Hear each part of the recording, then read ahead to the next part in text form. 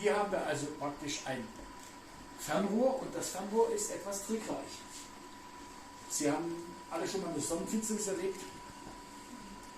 Und wenn Sie Glück haben, dann sehen Sie bei der Sonnenfinsternis die Corona. Das ist das große Feld drumherum. Bei den ersten Sonnenfinsternüschen wurde das für die Mondatmosphäre gehalten. Da wusste man es noch nicht besser. Später hat man gemerkt, das ist Sonne, Sonnenatmosphäre. Und noch viel später hat man gemerkt, dass da Geheimnisse drinstecken und Fragen drinstecken in dieser Atmosphäre, die wir bis heute noch nicht gelöst haben. Und das ist ein Werkzeug, um diese Probleme zu lösen. Wenn ich die Corona untersuchen möchte, dann muss ich zu einer Sonnenfinsternis fahren. Die haben wir zwar jedes Jahr irgendwo auf der Welt, da muss ich aber hinfahren. Und alles, was ich zu messen brauche, muss ich mitschleppen. Also, clevere Idee, wir nehmen ein Fernrohr und an der Ebene, wo das Sonnenbild entsteht, stellen wir was im Weg. Da kommt ein kleiner Kegel rein, damit wird die Sonne ausgeblendet und wir gucken uns nur das Äußere an. Das kann man bitte nicht in Zürich oder sonst irgendwo machen, dazu muss man auf den Berg, dazu braucht man saubere, klare Luft, weil das Licht von der Corona ist ungefähr 1 Million schwächer als das von der Sonne. Wenn man also da was sehen muss, braucht man optimale Himmelsbedingungen. Und das hatte der Herr Waldmeier am Pretschli ausprobiert, hat gesehen, es klappt, daraufhin wurde das hier gebaut. So, und dann sitzt hier hinten dran ein Gerät, das ist wie gesagt nicht zum Festhalten gedacht, sondern das ist ein kleiner aufgewickelter Spektrograph. Ja, Spektrograph. Ich hole mal ein ganz klein bisschen aus. Sie haben alle schon mal einen Regenbogen gesehen, oder? Sie wissen, wie der Regenbogen entsteht? Nein. Das können Sie nachher hier im Detail nachgucken. Der Regenbogen entsteht, weil das Licht von der Sonne in Wassertropfen in seine Spektralfarben zerlegt wird. Deswegen haben Sie immer diesen Bogen und es wird Ihnen nicht gelingen, zu dem Topf mit dem Gold an den Rand zu kommen, weil wenn Sie laufen, geht er vor Ihnen weg. Der Hinkelbein. Das heißt, Sie können einen Regenbogen sehen, wenn Sie die Sonne vor sich haben, hinter sich haben den Regen vor sich. Und wenn Sie Glück haben, sehen Sie auch noch einen zweiten, das sind die Farben andersrum. Aber das geht dann ins Detail. So, und was ein Wassertropfen kann, das kann ein Stück Glas auch. Ein Stück Glas kann das Licht in seine Spektralfarben zerlegen.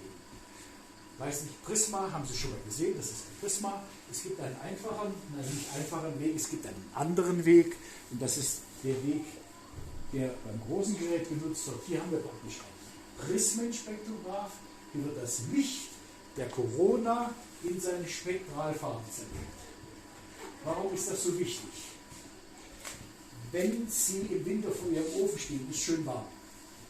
Jetzt machen wir ein Gedankenexperiment. Sie laufen von Ihrem Ofen weg und es wird wärmer. Was sagen Sie dazu? Quatsch, kann ich sagen. Genau das haben Sie hier. Sie haben eine Sonne, die ist sehr warm und je weiter Sie wegkommen, umso heißer wird es. Wir wissen noch nicht warum. Und in dieser besonderen Hitze geschehen Dinge, die man nicht für möglich hält. Wir haben den Herrn Fraunhofer schon mal gehört vielleicht. Der hatte damals in seinem Sonnenspektrum hässliche schwarze Striche entdeckt. Wusste nichts damit anzufangen, aber als ordentlicher Mensch hat er sie durchbuchstabiert, A bis. Dann kam ein deutscher Physiker und ein deutscher Chemiker, die Herren Kirchhoff und Bunsen, und haben sich das genau angeschaut und haben festgestellt, zu jedem Element gehören ganz bestimmte Farben im Spektrum, ganz bestimmte Teile. Und da hinten haben wir eine große Tafel hingehängt, da haben Sie mal das Sonnenspektrum und Sie haben die verschiedensten Elemente und Sie sehen, ja, das ist nicht gerade übersichtlich. Eins der Elemente, was wir hier auf der Erde haben, ich knipse Ihnen das mal an, das hat eine ganze Menge Spektralien. Sehen Sie das? Den ganzen Rattenschwanz. Das ist das typische Bild für Eisen.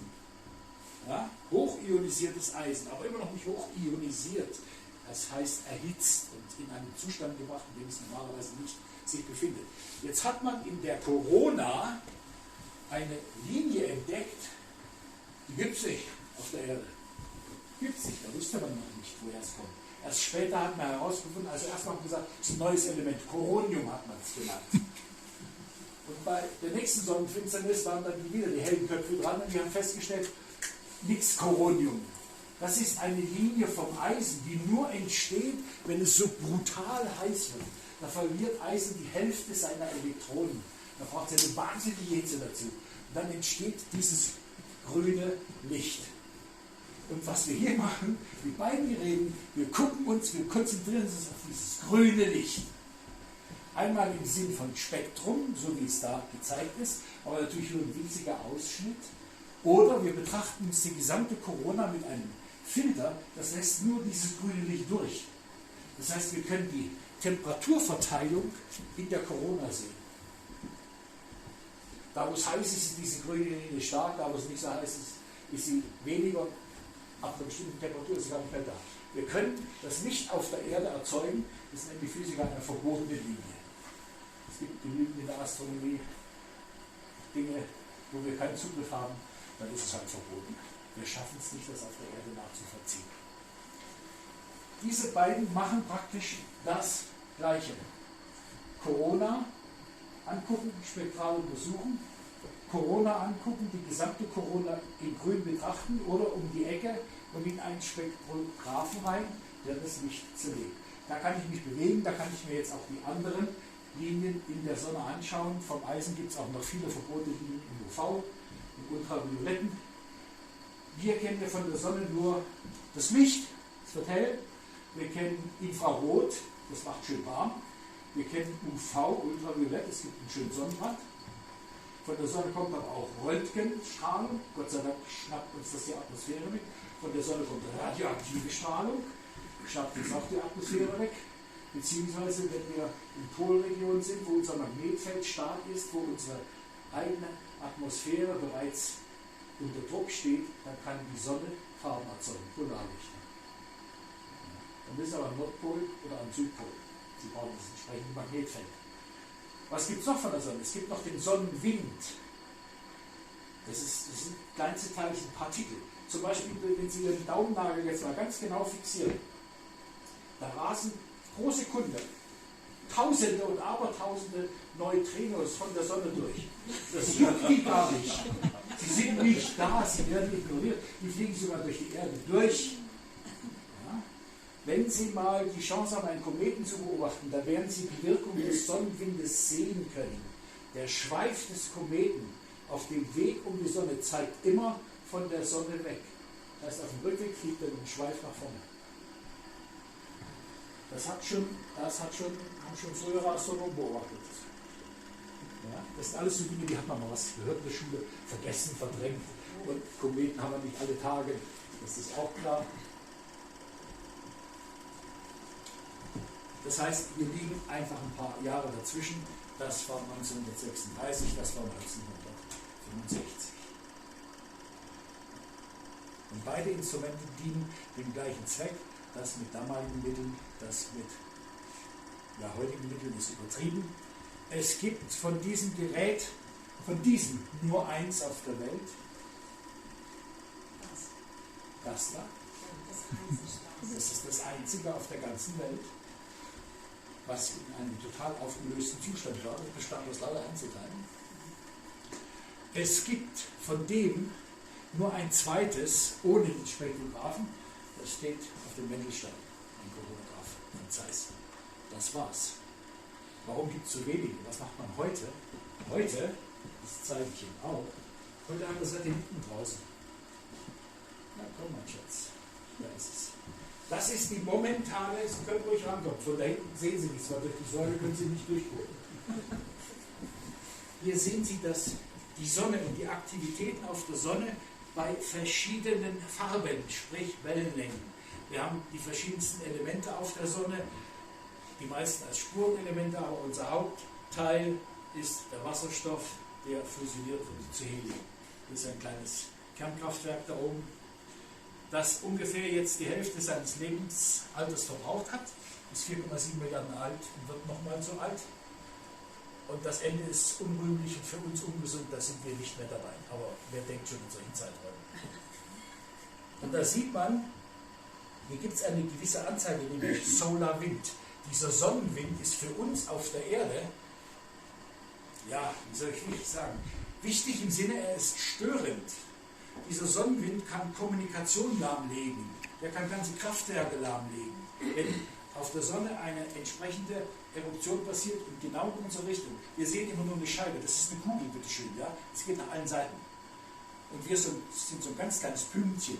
Und wenn es uns trifft, dann kann es unsere Satelliten stören, es kann Kraftwerke stören, weil es ist eine starke elektromagnetische Kraft, die dann da wirkt.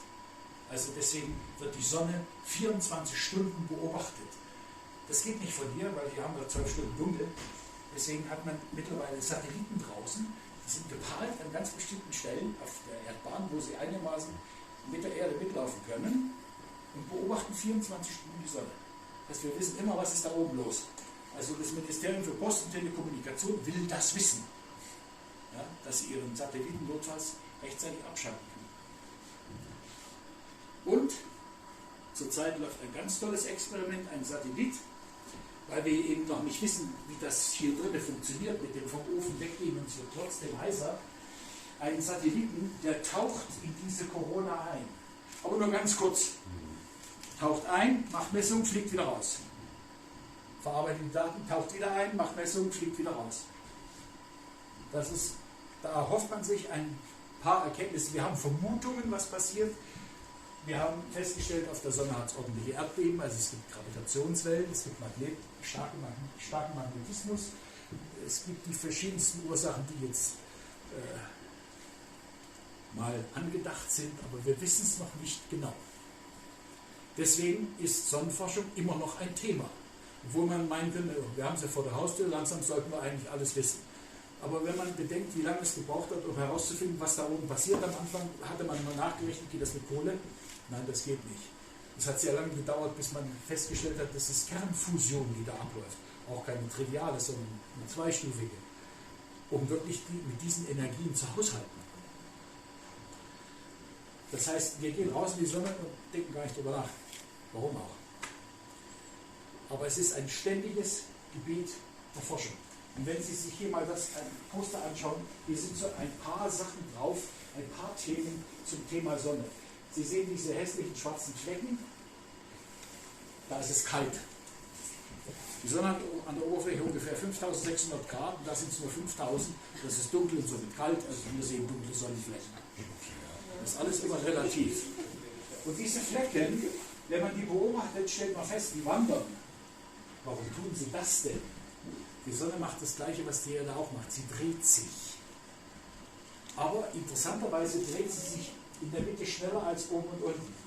Warum? Das ist ein Plasmaball. Das ist nicht wie die Erde ein Brocken. Wenn die Erde kann sich nicht unterschiedlich schnell drehen am Äquator und am Pol, aber hier geht das. Und Sie werden feststellen, das braucht so einmal rundherum 27 Tage. Und dieses Auftreten dieser Sonnenflecken unterliegt einem Rhythmus, einem 11-jährigen Rhythmus. Auch da war unser lieber Herr Waldmeier mit dabei. Warum ist das hier geschichtlich so interessant? Sie kennen die Schweizer Reklame von den Kräuterzuckern? Wer hat es erfunden? Die Schweizer. Es werden heute noch die Sonnenflecken gezählt nach einem Schema, was auf Wolf und Waldmeier zurückgeht. Heute noch. Das machen nicht mehr die Berufsastronomen, das machen die Amateurastronomen. Die Berufsastronomen haben sich sehr früh angewohnt, dass sie alle Dinge, die Amateure auch erledigen können, abgeben. Die haben genug andere Sachen zu tun.